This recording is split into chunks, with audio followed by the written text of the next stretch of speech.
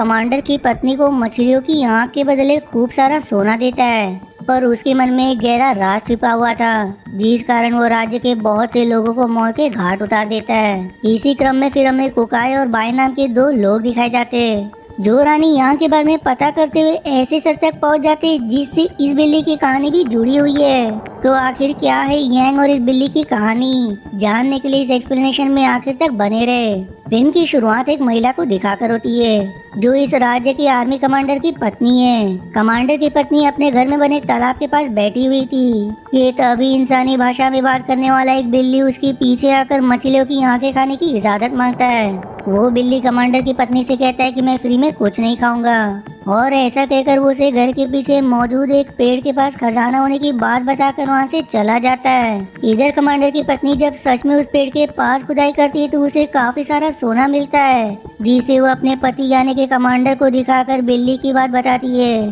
जो अगले दिन फिर से मछली की आँख खाने आएगा। फिर सीन शिफ्ट होकर कुकाई नाम के एक मॉन्क की तरफ मुड़ जाती है, जो जापान से इस राज्य के राजा का इलाज करने आए थे। दरअसल राजा ने पिछले 7 दिनों से अपनी पलक तक नहीं झपकाई थी और उनकी तबीयत दिन ब दिन खराब होती जा रही थी, जिस कारण उनके मंत्रियों को लगता है कि राजा को किसी शैतान ने पोजेस कर लिया है। इसीलिए कुकाई को बुलाया गया था, जो एक्सोर्सिज्म करके शैतान को बाहर निकालने में माहिर थे। अब इससे पहले कि कुकाई राजा के ऊपर एक्सोर्सिज्म कर पाते, राजा अपना दम तोड़ देते,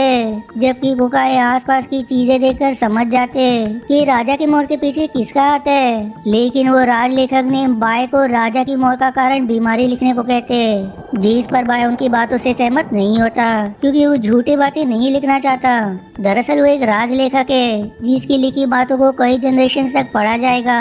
इसलिए वो झूठ लिखने से मना कर देता है, क्योंकि ऐसे कोई भी बीमारी नहीं है जिसमें 7 दिनों तक राजा की आंखें खुली रहे। तब कुकाई बाई को बिल्ली के बाल दिखाते हुए बताते कि मुझे ये बाल राजा के पास ही मिले थे, और साथ ही साथ उन दोनों को महल के बाहर बिल्ली के पंजों के निशान भी दिखाई दिए, जिस पर कुकाई कहते कि राजा को किसी बिल्ली ने मारा है। अब बिल्ली के पंजों के निशान का पीछा करने पर उन्हें एक लकड़ी का टुकड़ा मिलता है, जिस पर यह लिखा था कि अगली बारी राजकुमार की है, यानी कि अब वो राजा के बेटे को मारने वाला है। इधर बाई रात के समय ओल्ड पैलेस जाने के पुराने महल जाता है, जहाँ काफी सारे लॉकर्स खोलने के बाद उसे एक पोटली मिलती है। पोटली को उठाते ही वहाँ रखा वायलिन खुद ब खुद बजने लगता है, जिसे वो किसी तरह शांत करता है। लेकिन अब तक उस वायलिन की आवाज गार्ड ने सुन ली थी, इसलिए वो लोग पुराने महल की तरफ आने लगते हैं, जहाँ उन्हें महल की छत पर वही बिल्ली नजर आता है जो कमांडर की पत्नी को मिला था। इस बिल्ली को देखकर उन्हें लगता है कि शायद इसी की वजह से आवाज आई होगी, इसलिए सभी गार्ड्स वापस चले जाते हैं।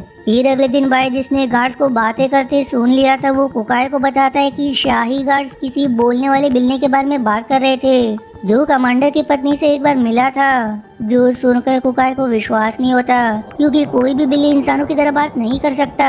कुकाई बाई को बताती कि मैं कल ही जापान वापस जाने वाला हूँ, क्योंकि मैं जिस टेंपल में प्रवेश पाना चाहता था उसमें मुझे प्रवेश नहीं मिला। जिसके बाद बाई कुकाई को अपने राज्य में घूमने ले जाता है, जहाँ रास्ते में उन्हें एक जादूगर दिखाई देता है, जो तरबूज के बीज को जमीन में डालकर सभी के सामने तरबूज उगा देता है, जिसकी जादू को देखकर बाई को बहुत आश्चर्य हो रहा था। जिस पर कुकाई उसे बताते है कि ये बस एक मायाजाल है। अब ये जादूगर अपना खेल दिखाने के बाद कुकाई को एक तरबूज देता है, जो देकर कुकाई कहते कि तुम्हारे पास सिर्फ एक ही तरबूज था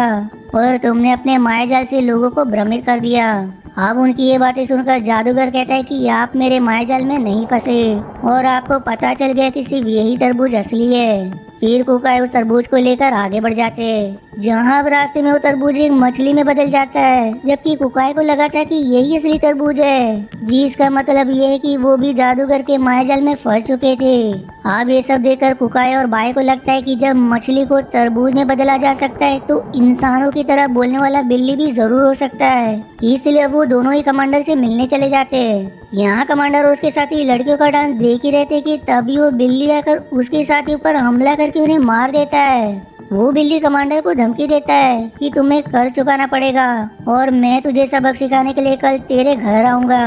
जो ऐसा कहकर बिल्ली वहाँ से चला जाता है। इस पर अब कमांडर परेशान होकर अपने घर चला आता है, जहाँ वो देखता है कि उसके तालाब की सारी मछलियाँ मरी पड़ी है। अब अगले सीन में हम वापस से कुकाई और बाई को देख पाते, जहाँ कुकाई बाई से कहती कि आखिर वो बिल्ली किस कर्ज के बारे में बात कर रहा था। तब बाई उन्हें बताता है कि कमांडर का परिवार 3 पुश्तों से राजा की रक्षा करते आया और हो सकता है कि वो बिल्ली इसी वजह से कमांडर को भी मारना चाहता है, क्योंकि कमांडर के परिवार ने ही अब तक राजा की रक्षा करी थी। उसी रात वो बिल्ला जिसने कमांडर को धमकी दी थी कि वो उसके घर जरूर आएगा, इसलिए वो उसके घर आकर उसके सभी सिपाहियों को मार गिराता है और आखिर में उसकी पत्नी को भी पोजेस कर लेता है। दूसरी तरफ कुका एक लड़की के ऊपर किए गए काले जादू को खत्म करके उसे ठीक कर रहे होते, लेकिन तभी वहाँ कमांडर आकर उससे मदद मांगते, जिसकी बात कुकाई और बाई कमांडर के घर जाते, जहाँ कमांडर की पत्नी घर के छत पर चलते हुए कविता पढ़ रही थी, लेकिन घर के अंदर जाने पर उन्हें कमांडर की पत्नी सोते हुए मिलती है। इस पर अब कुकाई बाई को समझाते कि उन्होंने छत पर जिसे देखा वो बिल्ली था, जिसने महिला का रूप बना रखा था। वहाँ से अब वापस आने के बाद कुकाई बाई से सवाल करता है कि आखिर वो बिल्ला कौन सी कविता पढ़ रहा था, जिस पर बाई बताता है कि इस कविता को ली बाई ने यांग के लिए 30 साल पहले लिखा था, जो इस राज्य की रानी थी। आप कुकाई ली बाई की कविता को जानने के लिए लाइब्रेरी जाते हैं, जहाँ बाई उनको पुराने दस्तावेज दिखाकर बताता है कि ली बाई ने यह कविता यांग के जन्मदिन पर लिखी थी और उस दिन राजा ने एक भव्य उत्सव का आयोजन भी किया था। अब आगे हम उन दोनों को यांग के पुराने घर के पास देखते, जहाँ उन्हें एक चेरी ब्लॉसम के पेड़ के नीचे यांग दिखाई देती है, लेकिन ये भी एक माया जाल था। फिर अंदर जाने पर उन्हें कमांडर की पत्नी मिलती है, जिसे अब भी बिल्ले ने पोजेस कर लिया था। वो बिल्ला उन्हें बताता है कि मैं रानी यांग का पालतू बिल्ला हूँ, लेकिन रानी को जिंदा ही कब्र में डालने के बाद मुझे भी उनकी कब्र के पास छोड़कर तहखाने को बंद कर दिया गया, जिस तहखाने में खाने पीने की कोई चीज नहीं थी, जिसका मतलब ये था कि मैं भी कुछ दिनों में मारा जाता। लेकिन ऐसा हुआ नहीं, क्योंकि रानी जो एक ताबूत में कैद थी, उसके मरने के बाद मेरे मन में बदले की भावना पैदा हो गई, जिससे मैं रानी की मौत का बदला लेने के लिए एक शैतानी बिल्ले में परवरित हो गया। जो सब बताकर कमांडर की पत्नी बेहोश हो जाती है और फिर सीन शिफ्ट होकर एक जश्न की तरफ मुड़ जाती है, क्योंकि उस बिल्ली ने कमांडर की पत्नी को छोड़ दिया था। यहाँ कमांडर जब अपनी पत्नी के साथ डांस कर रहा था तो वो बिल्ला उसे ही पोजेस करके उसके या तो उसकी पत्नी को मरवा देता है, और अब अपनी पत्नी की लाश देखकर कमांडर अपना मानसिक संतुलन खोकर पूरी तरह से पागल हो जाता है। दूसरी तरफ बाय और कुकाई कमांडर की पत्नी की मौत से काफी दुखी होते, क्योंकि वो किसी निर्दोष को ऐसे मरता हुआ नहीं देखना चाहते थे। वहीं बाई को बिल्ले की बात पर बिल्कुल भी भरोसा नहीं था, क्योंकि पुराने दस्तावेजों के हिसाब से रानी यांग को गद्दारी करने के लिए फांसी की सजा दी गई थी, जबकि बिल्ले का कहना था कि उन्हें जिंदा एक ताबूत में बंद कर दिया गया। इसलिए सच्चाई का पता लगाने के लिए वो लोग रानी यांग के दासी के पास जाकर उसे सवाल करते, जिस पर दासी बताती कि यांग को फांसी दी गई थी और मैंने उसके फांसी वाले कपड़े सिले थे। जो सुनकर अब कुकाई पूछते कि क्या तुमने यांग की लाश को देखा था, जिस पर दासी बताती कि मरने के बाद यांग का शरीर ऐसे लग रहा था मानो वो सो रही हो। जिसके बाद बाय और कुकाई वहाँ से चले जाते, पर उनके जाने के बाद बिल्ला वहाँ कर दासी को जान से मार देता है। उधर बाय और कुकाई कुछ ही दूर गए थे कि तभी कुकाई को चमकता है कि यदि रानी को फांसी दी गई तो उनका शरीर देखकर दासी को ऐसा क्यों लगा कि वो सो रही है, क्योंकि फांसी देने के बाद इंसान का चेहरा काफी बुरी तरह बिगड़ जाता है, जिसका साफ मतलब है कि दासी झूठ कह रही थी। जेसी के साथ कुका एक थियरी बताते कि वो बिल्ला सिर्फ उन्हीं लोगों को मार रहा है जिसने रानी यांग की मौत की झूठी खबर फैलाई, क्योंकि उन्हें फांसी नहीं दी गई बल्कि उन्हें जिंदा ही कब्र में डाल दिया गया, जिससे वो मारी गई। तब वो लोग फिर से दासी के पास जाते हैं, जहाँ उन्हें उसकी लाश मिलती है, यानी कि उसने भी अफवाह फैलाई थी। अब आगे हम बाय और कुकाई को लाइब्रेरी में देखते हैं, जहाँ उन्हें एब नाम के राजदूत के बारे में पता चलता है, जो जापान से इस राज्य में आया था और रानी यांग की मौत के समय वो भी मौजूद था।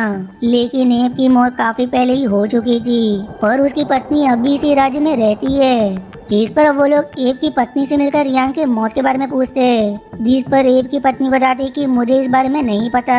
लेकिन मेरे पति ने स्कूल में अपनी जिंदगी के बारे में लिखा है जिसे मैंने आज तक नहीं पढ़ा। शायद उस स्क्रोल में उन्होंने यांग के बारे में लिखा हो, जो ऐसा कहकर उन्हें एब का स्क्रोल दे देती है। आप कुकाई उस स्क्रोल को पढ़ना शुरू करते हैं और अब हमें फ्लैशबैक में 30 साल पहले यांग के जन्मदिन का समय दिखाया जाता है, जहाँ उत्सव में सबसे बड़ा जादूगर येलो क्रेन भी आया हुआ था। वो अपने जादू से वहाँ एक चीते को प्रकट कर देता है, जिसे देखकर सभी डर जाते हैं। जिस उत्सव में इंग यहाँ को अपने दिल की बात भी बताना चाहता था कि वो उसे पसंद करता है, लेकिन राजा के रहते वो उसे अपने प्यार का इजहार नहीं कर पाता।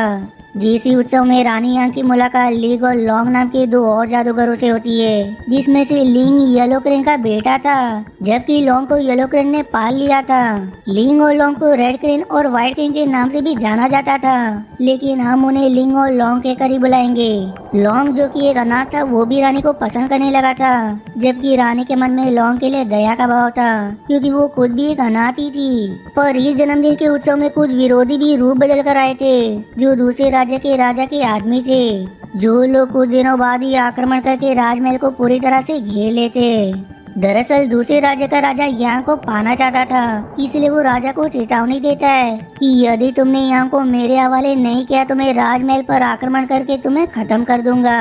अब राजा सोच ही रहा था कि वो क्या करे कि तभी वहाँ येलो क्रेन आकर एक जादू दिखाता है, जिसमें वो अपने बेटे लिंग के गले में एक सुई चुभाकर उसे बेहोश कर देता है। अब इस सुई की वजह से उसकी दिल की धड़कन और सांसें तक रुक जाती है, पर वो अब भी जिंदा होता है। राजा को अब ये ट्रिक बहुत पसंद आती है, इसलिए वो रानी यांग के गले में एक सुई चुभोने के लिए तैयार हो जाता है। फिर वो लोग रानी को मरा हुआ घोषित करके दुश्मन राजा की आदमी को यहाँ की लाश देखने के लिए बुलाते हैं, जो देखकर वो अपने देश के राजा को खबर करता है। अब क्योंकि यांग भी जिंदा नहीं थी, इसलिए दुश्मन राजा भी वापस लौट जाता है, जिससे इस राज्य के राजा की कुर्सी बच जाती है। पर राजा अब यांग को जिंदा करने के बजाय उसे ताबूत में डलवा देता है, क्योंकि उसके राज्य की प्रजा उससे ज्यादा यांग को पसंद किया करते थे, जिस कारण वो यांग को अपने रास्ते से हटाने की योजना काफी दिनों से बना रहा था। इधर एप ने अपने स्कूल में आगे लिखा था कि राजा ने उन गवाहों को बाद में मरवा दिया, जो यांग की मौत का सच सामने ला सकते थे, और यांग को जिंदा कब्र में डालने वालों में कमांडर के पति भी शामिल थे, इसलिए बिल्ली ने उसके बेटे से भी बदला लिया।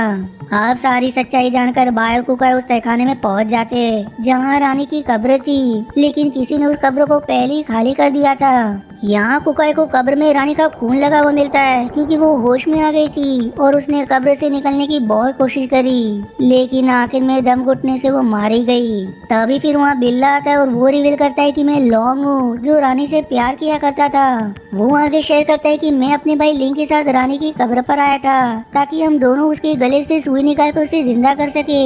लेकिन लिंग उसे बताता है कि उसने येलो क्रेन के साथ मिलकर झूठा खेल दिखाया था।